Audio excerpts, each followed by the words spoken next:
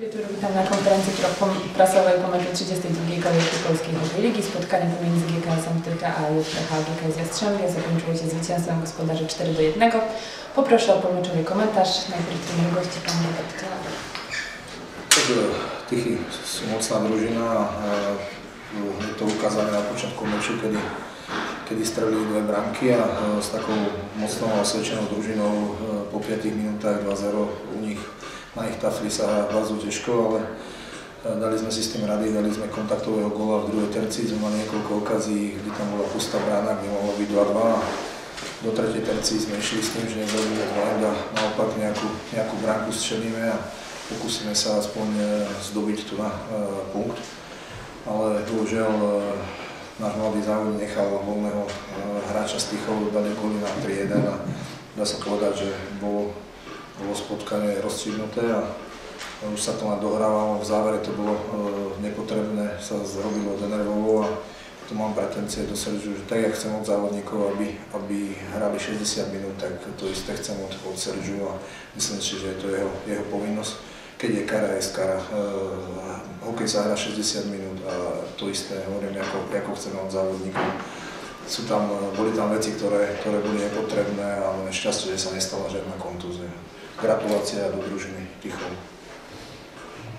Dziękuję. Trener gospodarzy pan Krzysztof Makowski. Dziękuję za gratulacje. No, rzeczywiście w pierwszej tercji 2-0 mieliśmy kilka sytuacji. Wyglądało na to, że to spotkanie będzie dużo łatwiejsze dla nas po tych ustrzelonych bramkach. Generalnie po pierwszej tercji, ale w drugiej tercji nadzialiśmy się na kontry. Jedną z tych kontr drużyna z Jastrzębia wykorzystała. Ten wynik cały czas był na styku i musieliśmy martwić się o to, żeby tam gdzieś